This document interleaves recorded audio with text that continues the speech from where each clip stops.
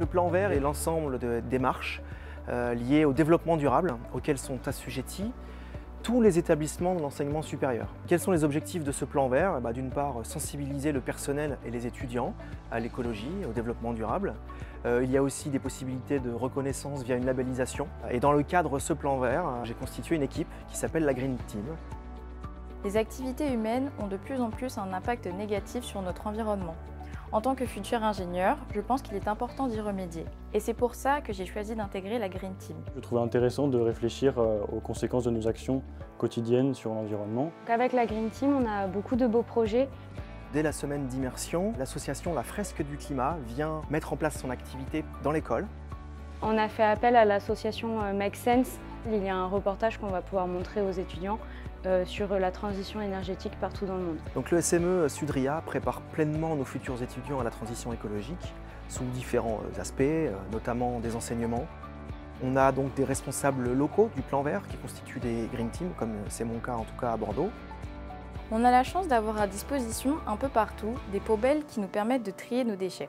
Dans le cadre de ce plan vert, en 2017, nous avons noué un partenariat avec une société spécialisée dans le tri et la collecte des déchets de bureau, une société qui s'appelle Élise et qui est localisée à Bordeaux. Élise Atlantique est une entreprise adaptée, spécialisée dans la collecte et la valorisation des déchets dans les entreprises et dans les collectivités.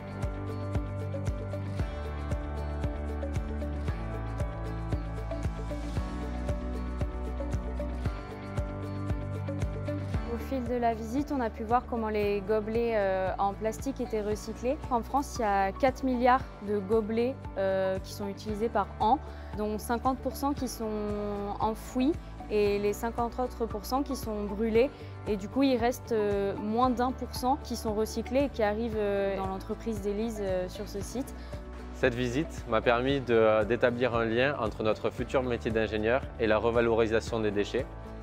En effet, plus que concevoir une innovation faite de produits recyclables, nous devons de nous renseigner et de nous responsabiliser auprès des entreprises comme Élise sur la manière et la possibilité de recycler les objets innovants afin d'adapter sa conception dès le début. Pour mettre en perspective avec notre futur métier d'ingénieur et ce qu'on veut faire, en fait, on s'aperçoit qu'il faut avant tout jouer sur la partie économique et trouver des moyens de rentabiliser la gestion des déchets. C'est là où vous, futurs ingénieurs, vous pouvez être acteurs du sujet. J'ai tout intérêt à protéger la nature, j'ai envie de l'étudier et de travailler avec elle. On peut tous faire quelque chose à notre échelle.